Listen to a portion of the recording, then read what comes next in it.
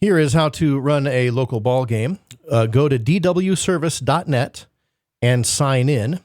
And when you sign in, you'll have this menu.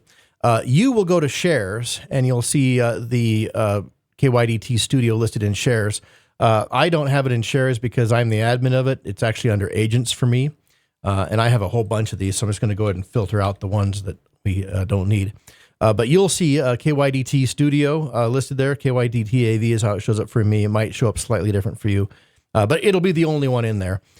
So you click that, and then when you come up to the menu here, you'll see the screen icon. This gives you access to the screen for the on-air studio. Once this loads, you can go full screen by clicking the full screen mode icon here in the top left of the toolbar. To exit full screen mode, push escape, and that takes you back to the normal web browser.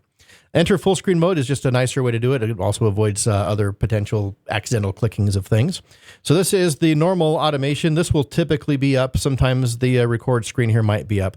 That's the screen you want up. If it's not up, click this icon here. This multicolored icon on the taskbar should always be running.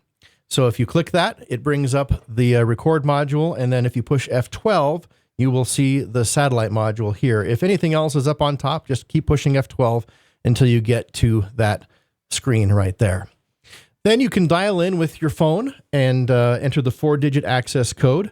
And after you do that, you don't need to put any more codes in. You don't need to do prepare or the start broadcast. All you need to do is dial in, enter the 4-digit access code, and that gets you locked in to the phone interface so your audio is available for the automation to use. If you don't hear the on-air audio when you dial in, you'll see right here it says start this line to feed audio down the phone. Just click the start button for this deck, and that will switch the on-air audio over to you. And then you can scroll down and find the game that you're going to run. And they are in alphabetical order. Generic is first, and then Hewlett and Moorcroft and all those follow. So let's say you're going to do a Sundance game. You just want to have Sundance highlighted. Of course, you can just click on it to highlight it. And then with it sitting right there, you're ready to go. As soon as you start this button here, it kicks you over and you are on the air. So let's go ahead and do that real quick. You click the button here and it kicks audio over. And now when you see these decks load, you are on the air and broadcasting. To play a 30-second break, you just click the button here for the 30-second break. There's 60s, 2s, and 4-minute breaks here. If you click this, it'll play and you can see the timer counting down for how much time is left in that particular break.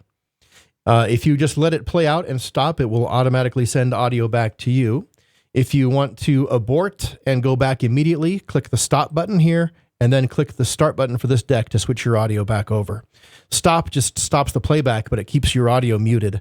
And so clicking this button here will activate the audio back over to the phone. You can link breaks together. If you, like, say, take a 60-second break, you can see the 60-second break is playing here. You can link a 30 to it by clicking the 30 break, and it'll link that to it. You could link a 2-minute break, so you're taking a 3-minute break that way. And when this one is done, it'll automatically go ahead and start this one. Again, stop, aborts the whole thing. And then when you're ready to end the broadcast, this bottom of the small decks, you click the start button there, and that ends the broadcast, sends audio back to normal automation, and you can hang up and you are done. And that is how you run a local ball game.